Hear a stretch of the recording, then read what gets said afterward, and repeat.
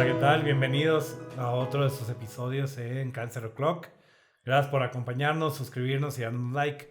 Oye, Gary, digo, ya estamos a final de mes, ¿no? Estamos por terminar agosto y se nos olvida que siempre hablamos del Día Internacional, el Día Mundial. Pero aquí en México, el 9 de agosto fue el Día Nacional del Cáncer Cervicuterino. Creo que vale la pena hablar de esta neoplasia, este cáncer, la verdad es que bastante frecuente en nuestra población. ¿Tú qué opinas? ¿Qué has escuchado? ¿Qué has leído? ¿Qué te ha tocado ver en el consultorio con respecto a cáncer cervicuterino? Pues como bien dices, George, saludos a la audiencia.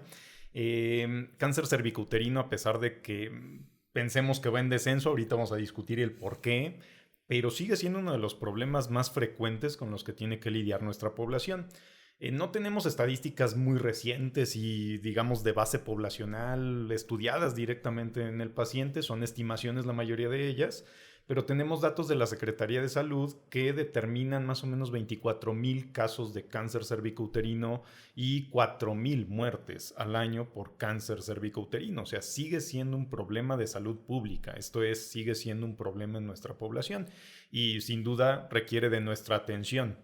Yo creo que hablaremos sobre prevención, diagnóstico temprano y tratamiento, ¿cómo ves? Me parece bastante bueno porque al final el cáncer cervicuterino es de las neoplasias que ya tiene, pues ya vamos a cumplir casi 100 años que mi tocayo George Papanicolaou, que todos me dicen George de amigos, es, descubrió o encontró una tinción especial.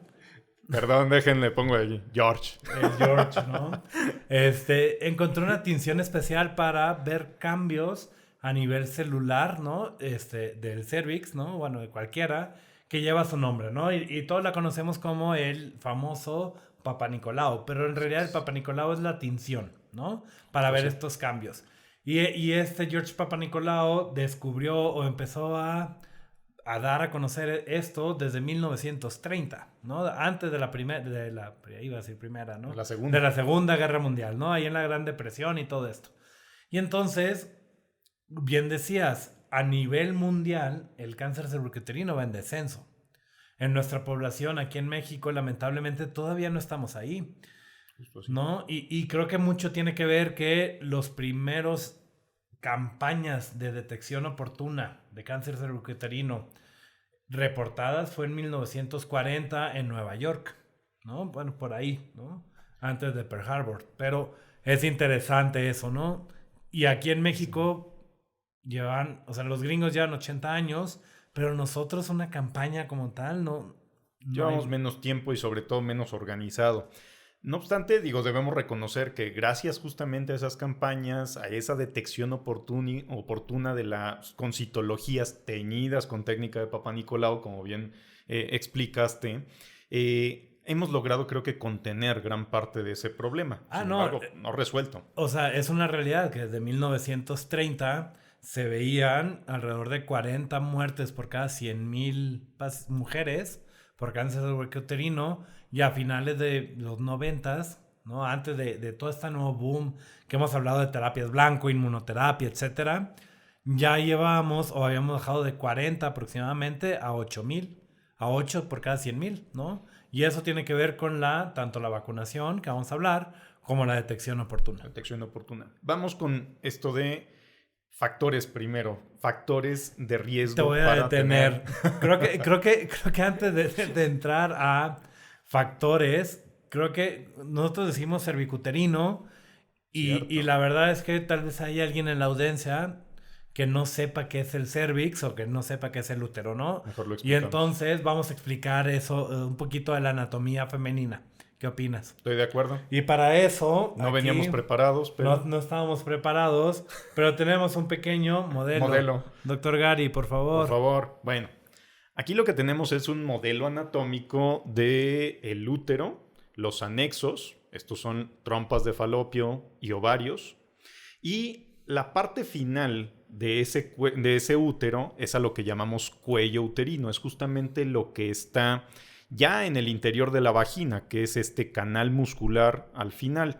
Justamente este cérvix o cuello uterino es donde se asientan estos tumores, donde tienen origen. En este epitelio, en estas células que recubren la zona del cuello uterino, es donde nos dan mucho problema. Hay que distinguirlo, y es importante, de otras neoplasias que pueden ocurrir dentro del útero, ¿no? Cáncer de endometrio, creo que para eso nos sirve. Sarcomas o el cáncer de ovario, que en algún otro momento, si ustedes gustan, lo platicaremos. O incluso del mismo cáncer de vagina. Y si no gustan también, ¿no? Porque siempre hablamos, ¿no? O sea, siempre lo vamos a hacer. Siempre haces lo que quieres, amigo. ¿No? Pero bueno, al final ese es el punto. El cérvix, no, gracias. Para lo que sirve el cérvix es cerrar al momento de la gestación. Pues sí. Produce moco y produce otras sustancias para, pues, por un lado, evitar que salga el bebé, ¿no? Durante un embarazo.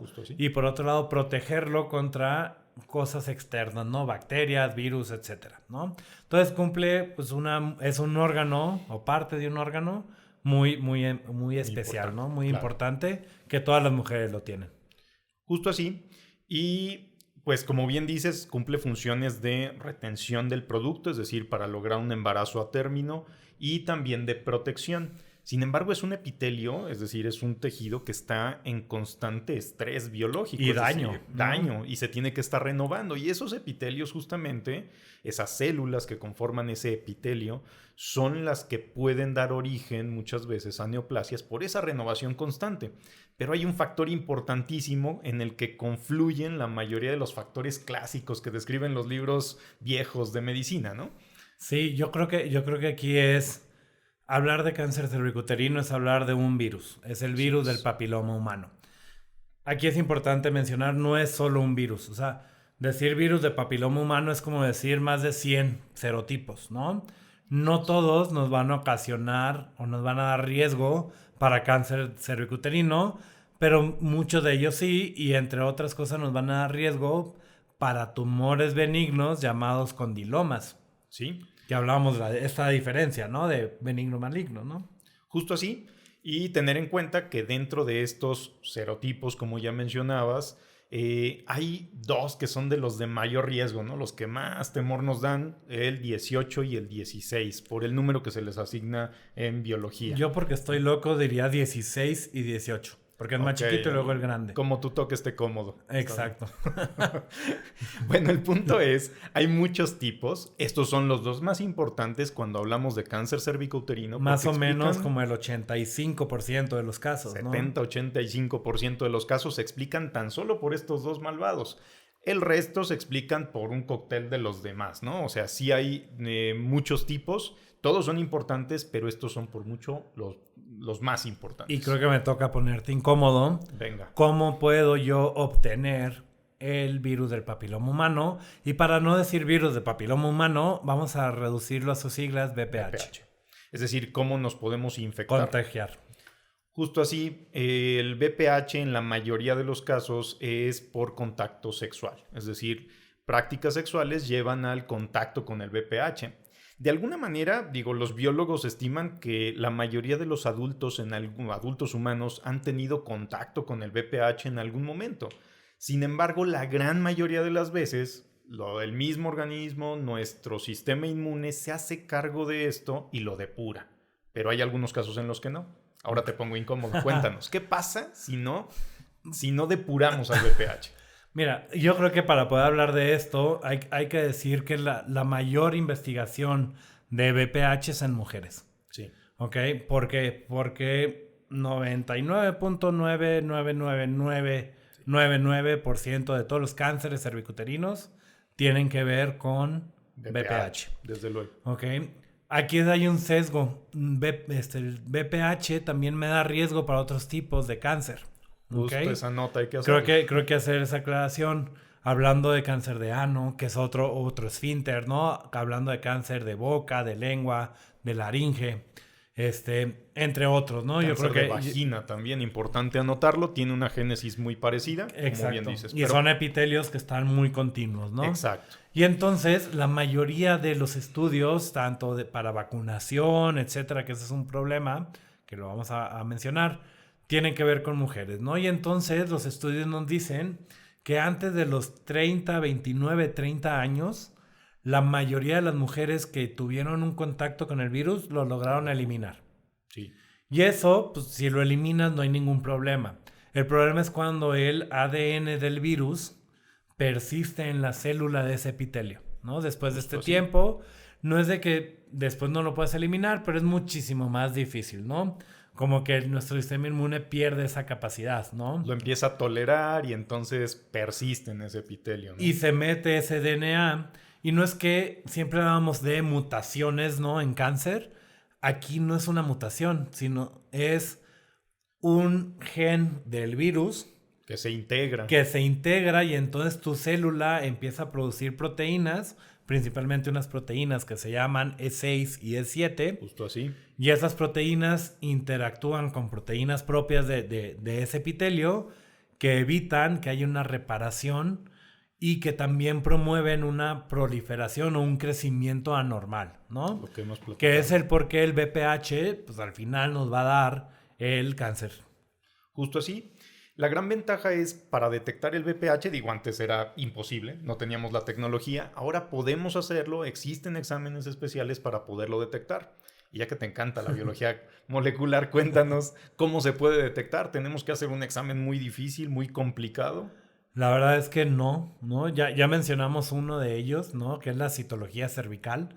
Hay que acudir mujeres con un médico especialista o inclusive hay... Su médico general, su médico familiar. Puede ¿no? ser un médico familiar, puede ser un ginecólogo en Estados Unidos y en otros países. Y en México cada vez más hay enfermeras especializadas en hacer ¿no? esto, sí. En hacer este tipo de exploraciones ginecológicas. Y eso es importante, en el cual durante una exploración ginecológica se toma una pequeña muestra, un cepillado, ¿no? Cepillado. No es un pesquillito, como no dicen. Es una biopsia, es un... No, es con un cepillito, ¿no? Se introduce en el cervix y ese cepillo se... Justo aquí. Exacto. Se introduce en el cervix. Y de aquí se toma. Y de ahí se gira y se toman células y se embarran. Se embarran, sí, se extienden sobre una... gracias. Sobre una laminita de vidrio, Sobre una ¿no? laminita se fija con un spray y se manda a un laboratorio. Para ¿no? que se tiña con Papa Nicolau. Se tiña con técnica de Papa Nicolau y un patólogo experto lo ve al microscopio y decide si hay o no cambios asociados o alguna atipia celular, algún cambio que llame la atención. Células feas. Células feas, llamámosle células feas. Justo así, y ahí mismo, ¿qué podemos hacer? Vas ahí, perdón, te interrumpí. No, canijo, te dije que yo te lo iba a preguntar. Por eso me adelanté. No. Ahí mismo, lo que podemos hacer es buscar ese genoma o esos genes por una técnica que se llama PCR, que yo ahorita, después de la pandemia, pues decir PCR, creo que ya muchos sabemos que es para detectar ciertos genes de VPH, principalmente VPH 16 y 18. Justo así, George. Y digo, aquí importante, si podemos hacer ese mismo examen en la misma muestra, pues se vuelve muy práctico, ¿no? Quizá dependa de si lo tenemos accesible en nuestra comunidad, en nuestros servicios de salud, pero de que se puede, de que es técnicamente factible, lo es. Y está dentro de las guías, ¿no? Justo así. Ahorita que te pusiste a estudiar de guías hablando de ellas, digo, vamos a devolver la pelota, ¿no? Venga. Dijiste que te pusiste a estudiar las guías. ¿Qué tan viejas son las guías mexicanas? Híjole, sí, ese es un problema. No las actualizamos con mucha frecuencia. Las que yo encontré fueron 2011. Pero creo que lo importante es el concepto. Se recomienda hacer escrutinio, es decir, en mujeres, en personas que no tienen un síntoma, que no sospechan una enfermedad, es donde vamos a hacer ese escrutinio. Y se recomienda el escrutinio para cáncer cervicouterino con una citología cervical a partir de en los primeros 3 años de que se inició la vida sexual activa. ¿Por qué razón? Pues porque se presume que ahí podríamos ya haber tenido contacto con el VPH y entonces es conveniente el detectar si hay cambios por VPH. Se recomienda hacerlo en los primeros 3 años o a máximo a los 21 años de edad, lo que ocurra primero, según nuestras guías. Si no hay alguna alteración en ese momento, si sale negativo el Papa Nicolau, pues se recomienda repetir de manera anual, ¿verdad? Va la pelota para la otra cancha. ¿Lo seguimos haciendo anual? Fíjate que, gracias a Dios, no es necesario, ¿no? es un tema porque hablar de tamizaje es hablar de masas, ¿no? Yo Exacto. creo que siempre si se puede individualizar un estudio, es mejor, ¿no? Y hablar con tu médico o tu doctora de confianza es lo mejor. Sin embargo, se hace de manera anual las primeras 3 veces. Si solo estás haciendo la citología, el Papa Nicolau, lo puedes hacer las primeras 3 veces anual y a partir de ahí, si no hay cambios, cada 3 años. Exacto. ¿Okay? Y aquí voy a meter un poquito de controversia porque si metes estas hibridaciones o PCRs para BPH, en los estudios los podrías hacer cada 5 años. 5, exacto. Y la verdad es que digo, a mí nunca me han hecho un estudio de Papa Nicolau, ¿no? No creo. Que me lo podrían hacer en uretra, etcétera, ¿no? O sea, sí se puede hacer en hombres, no se acostumbra, pero las mujeres que conozco, tanto pacientes como familiares o amigas, dicen que es incómodo. No doloroso, pero sí incómodo. Desde luego. Entonces, si lo puedes hacer cada 5 años, mejor. Uh-huh. Y aquí creo que es complicado, ¿no? Individualizar, ¿no? Porque luego no hay tanto acceso. Sí. ¿No? Y al no haber acceso, la verdad es que si a mí me preguntan cada cuánto lo recomiendo, yo sí te diría de manera anual, porque en nuestra población nos falta mucha cultura de detección oportuna de cáncer cervicuterino. Todavía. Y entonces prefiero que la campaña diga detección oportuna de manera anual a empezar a confundir de, tú te lo hiciste este año, te toca en 3, pero como te hiciste la siguiente en 5... Y que terminen no haciéndoselo, y que terminen no haciendo. Sí, claro, que eso es lo peligroso. Y entonces eso es lo peligroso. Y ya que estamos hablando de cómo hacerlo y cuándo hacerlo, ¿pararías? Por lo menos en teoría, se ha visto que las mujeres después de los 65, incluso hasta los 70 años, si han tenido sus previos papanicolaos en los últimos 10 años negativos, es difícil que vayan a desarrollar un cáncer cervicouterino a futuro. Hay por ahí estadísticas del CER, de esta base de datos epidemiológicos de Estados Unidos, que hablan de que como el 2.4% de los pacientes pueden desarrollar un cáncer cervicouterino a edades avanzadas. Entonces, basado en eso, parece como poco confiable como estrategia de escrutinio masivo, es decir, a toda la población. Entonces, no se recomienda del todo. Si se ha llevado un buen escrutinio hasta los 65, 70 años, quizás se pueda suspender, pero yo creo que hay que platicarlo con su médico. ¿Estás de acuerdo? Totalmente. Individualizar y estar informada, ¿no? Claro. Y creo que esto tiene que ver con la biología de este tipo de cáncer, ¿no? Sí. Generalmente, como va la línea del tiempo está la exposición, si no se elimina hay una persistencia del virus, luego va a haber unos cambios celulares, ¿no? Que van a ser las atipias o también llamadas NICs, ¿no? En español, que son neoplasias intraepiteliales o intracervicales. 1, 2 y 3, no todas se convierten en cáncer, es una realidad, pero desde ahí podemos tomar algún tipo de medida, ¿no? Como sea una colposcopía, crioterapia, láser, ácido, retirar ese cervix para que no se convierta en un cáncer cervicuterino, ¿no? Y por otro lado, pasan de esa primera infección a que vemos esos cambios o haya ya un cáncer invasor, un cáncer, una neoplasia maligna, son alrededor de 10, 12 años. Entonces, a mi gusto no debería haber tanta afectación, ¿no? Justo así. Y creo que para ir cerrando este tema de escrutinio, quizá debamos también considerar que no en todos los países se hace igual, ¿verdad? Digamos, en nuestro vecino del norte, en Estados Unidos, como muchas veces se hace junto con el VPH, con la determinación genética de VPH, como ya mencionabas, pues se vuelve menos necesario el hacerlo de manera continua. Entonces, ellos incluso consideran hacerlo cada 5 años, como bien mencionabas. Sí, son las 2 pruebas. Sí, son las 2 pruebas. Entonces, gran parte de este escrutinio, para no ocasionar confusión, que es lo que menos queremos, evidentemente, ¿se debe hacer escrutinio? Sí. ¿Desde que empiezas vida sexual? Sí. Y dependiendo cuáles sean tus factores de riesgo, que ojalá los puedas discutir con tu médico, entonces decidir la mejor estrategia para ti, ¿verdad? Más allá de solo la recomendación general de guías. Totalmente de acuerdo. Y aquí, ahorita hablaste de tus factores de riesgo, ¿no? Sí. Yo creo que hay que mencionar a los asesinos comunes o a los sospechosos comunes, mejor dicho, que va a ser la obesidad y el tabaco, ¿no? Entre mayor obesidad, mayor riesgo de cáncer cervicuterino, y por otro lado el tabaco por sí solo también nos da más riesgo, ¿no? Entonces ya hay 3. BPH, tabaco, Y que aunque obesidad. estaba en controversia, pues cada últimos años cada vez menos, sabemos que fumar no te deja nada bueno y es un factor de riesgo para la mayoría de las neoplasias, incluida el cervicouterino. Y la obesidad, como bien mencionabas. Ahora bien, si ya se detectó, George, digo, la idea es de un tamizaje detectarlo lo más temprano posible, ¿no? Si detectan un cáncer cervicouterino que mide algunos milímetros o un par de centímetros, no tiene gran volumen, solo está en el cervix, no ha salido de ahí, ¿cuál sería el mejor tratamiento para ese paciente? Si es una etapa temprana, la cirugía es lo mejor, ¿va? Quitarlo, ¿no? Quitarlo, ¿no? Eso es un hecho. Creo que nos falta mencionar, no sé si lo quieras hablar al final, después del tratamiento, la prevención. Adelante, ¿no? si quieres De una vez, para vas. ya cerrar, ¿no? Vas. En los últimos 20 años hemos visto se ha hecho una vacuna, ¿no? Prácticamente hay 3, ¿no? Pero se han hecho vacunas contra los principales serotipos o las variantes de este VPH.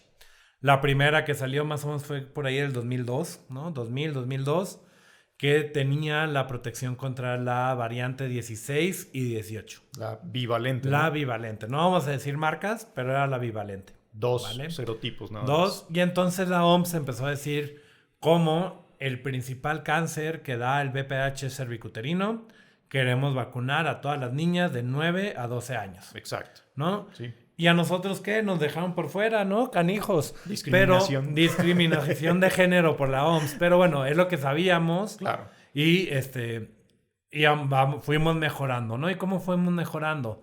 Por un lado, salió una vacuna que no solo cubría contra la 16 y 18, sino también cubría contra 2 serotipos que no producen cáncer, pero sí condilomas, que sería el 11 y no me acuerdo si el 6 y el 11. 6 y 11, ¿no? justo así. Que fue la tetravalente, que se pone en niños y niñas menores de 15 2 veces, mayores de 16 3 dosis, ¿no?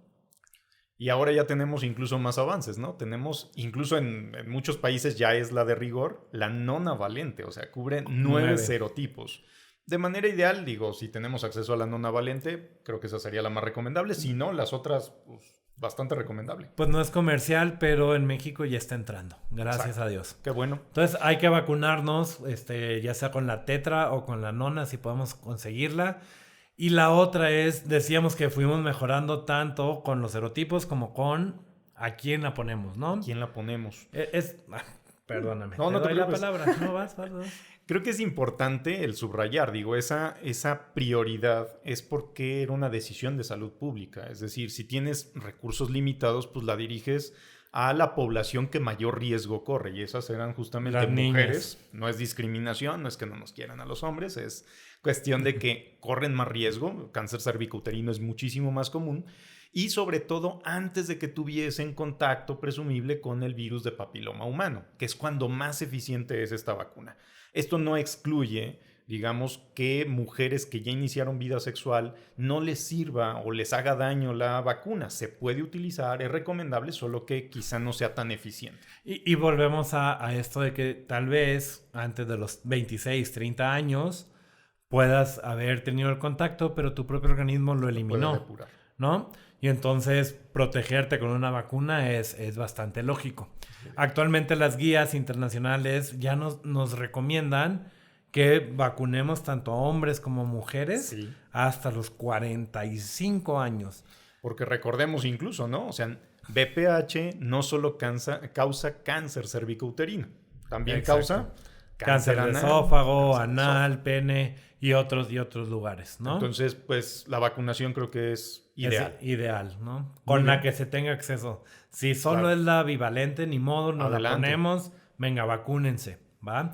Y ahora sí, vamos a devolver la pelota y hablar de tratamientos, ¿no? En los últimos minutos. Mencionábamos que la cirugía era el estándar de tratamiento para los tumores cervicuterinos. Creo que es importante decir que en los primeros años de este siglo, ¿no? la cirugía nos servía para abrir y ver dónde está, ¿no? Gracias a Dios la tecnología ha avanzado y ya el acceso a una tomografía, a una resonancia magnética, ha cambiado la etapificación, ¿no? de estas mujeres, y entonces ahora no es tan necesario llevarlas a una cirugía de primera instancia. Justo así. ¿Conoces algún otro tratamiento? Englobar que quizá no solo es cirugía como quitar el útero, hay otros métodos de cirugía o métodos quirúrgicos de mínima invasión, Claro. como asa diatérmica, como congelación por nitrógeno o traquelectomías, conos, dependiendo el deseo de fertilidad de la paciente y dependiendo la extensión de ese tumor, pero digamos se puede tratar en algunos casos, los casos más tempranos, con cirugía conservadora para manera de preservar el útero y la función del cérvix en la medida de lo posible. Y ovarios, ¿no? Y ovarios, desde luego. Que se llegan a quitar. Y como bien decías, antes el método que teníamos para estadificar en la oncología clásica en sus albores era pues quirúrgica, pero actualmente tenemos tecnología para hacerlo de manera imagenológica. Incluso las primeras clasificaciones, y que todavía son vigentes, las de la Federación Internacional de Ginecobstetricia, no consideran la imagen para hacer el estadiaje inicial. Sin embargo, creo que el poder hacer una tomografía, revisar desde el inicio a qué nos estamos enfrentando, le puede dar ventajas a la paciente y ahorrar problemas y costos incluso. Y complicaciones, ¿no? Porque luego llegan a ser cirugías muy cruentas, ¿no? Muy complejas, ¿no? Pues bien, y es el único tratamiento que tenemos, George, cirugía. Si tenemos un tumor no tan temprano, pero que aún no sale de el útero y la vagina. No, y aquí es donde entra el equipo multidisciplinario, ¿no? Sí. Tenemos una combinación de tratamientos que le llamamos nosotros quimio, radioterapia o radioterapia con quimioterapia concomitante. Quiere decir que a una mujer la vamos a simular en un aparato de radioterapia. Simular no significa que solo hagamos teatro. No, ni que hacemos, no, es hacer una planeación, ¿no? Exacto. Digo, ya en algún momento invitaremos a un radiooncólogo para que nos ayude, pero es hacer una tomografía para ver los órganos de manera interna y poder planear el cómo entra la radioterapia y la energía para quemar ese tumor. Justo así. Es decir, es como un simulacro, ¿no? Como el que hacemos cuando hay un temblor. Bueno, sí, es el temblor de simulacro, ¿no? No es simulacro, pero bueno, sino simulacro para la radioterapia. Creo que ese es uno de los puntos más importantes en cáncer cervicouterino y que es diferente a otros tumores. Aquí en algunas ocasiones, aunque el tumor se pueda quitar quirúrgicamente, es decir, con cirugía, no siempre es lo ideal. A veces hay pacientes con tumores no tan tempranos que se benefician más de ir directamente a quimioradioterapia. Claro. ¿Verdad? Y agregarle a esa quimioradioterapia, braquiterapia, que son unas semillitas radioactivas, ¿no? Y continuar con el equipo multidisciplinario, ¿no? Recordemos que, el modelo está muy bonito, pero enfrente de este útero, hay una vejiga y atrás hay un recto. Vamos a ponerlo aquí. Recto, ¿no? Vejiga. Y entonces vamos a necesitar, y bueno, y aquí arriba también hay ureteros y hay mucha función, ¿no? Es una zona que tiene mucha función en nuestro cuerpo. Entonces vamos a necesitar al urólogo porque en algunos casos se crean fístulas o para preservar función del riñón, aunque los riñones están aquí arriba. Pero los ureteros, como bien mencionas, van pegaditos. Y se pueden afectar, ¿no? Entonces... Paréntesis, perdón. Los ureteros son esos tubitos que llevan la orina desde el riñón hacia la vejiga. Y pasan justo atrás del cérvix, pegados al cérvix. Exacto. Entonces pueden salir dañados. Tienes mucha razón. Y entonces no es cérvix es uno de esos tumores que no puedes tratar como oncólogo médico solo. No, se necesita un equipo multidisciplinario. Completo. Necesitamos al equipo donde entra el radiooncólogo, el cirujano, el urólogo, a veces el nefrólogo, ¿no? Dependiendo de qué tan avanzada es la enfermedad. Lamentablemente, en nuestro país todavía no tenemos esa cultura de detección tan temprana, ¿no? Y algunas de las mujeres se diagnostican en etapas avanzadas como metastásicas, ¿no? Que ya tienen afectación del pulmón, del hígado, etc. Para esas mujeres, ¿qué tratamiento recomendarías? En esas situaciones también tenemos tratamiento. Evidentemente la situación se torna más compleja. No estamos hablando de algo que podamos remediar, curar de tajo, pero sí tenemos tratamiento que puede ayudar a que las pacientes vivan más y vivan mejor, sobre todo. Tenemos quimioterapia convencional, sigue siendo la quimioterapia citotóxica un punto clave en el tratamiento de pacientes con cervicouterino etapa 4, pero tenemos innovaciones recientes. Tenemos también terapia blanco y tenemos inmunoterapia que puede aplicar en algunos de estos casos con gran éxito. Y combinaciones de las mismas. Combinaciones de las mismas, justo así. Que bueno, trataremos quizá más a fondo en otro episodio. Nos emocionamos. Esto es emocionante, entonces queríamos compartir justo estos datos que tenemos en cercano, por lo menos al Día Mundial contra el Cáncer Cervicouterino. Hacer conciencia... Nacional, gracias. Para hacer conciencia de que las mujeres deben revisarse. Los hombres debemos ser conscientes de esta enfermedad para apoyar a nuestras familiares. Y también que nos da, ¿no? O sea, nos da VPH y por ende podemos tener riesgo a otros problemas. Y también es responsabilidad nuestra el estar atentos a la vacunación. Exactamente. Muy bien. Pues 2 puntos para ir a casa. 2 puntos a cerrar rápido, ¿va? Detección oportuna, importantísimo. Si a una mujer le hacemos un Papa Nicolau y detectamos una neoplasia intracervical, o sea, estas lesiones muy, muy chiquitas que todavía no llegan a ser cáncer, aproximadamente 99.999% de esas mujeres van a estar vivas a 5 años. Se curan. Nunca llegan a tener cáncer. Si lo dejamos y no hacemos ese escrutinio, ese tamizaje, y diagnosticamos a una mujer en etapa avanzada, etapa 4, metastásica, la supervivencia esos 5 años de 100 que pudo haber sido, baja como alrededor de los 20-25%. O sea, por favor, tamizaje. Vayan con su ginecólogo, con su médico, hasta con su enfermera especialista y realícense Papa Nicolau, ¿va?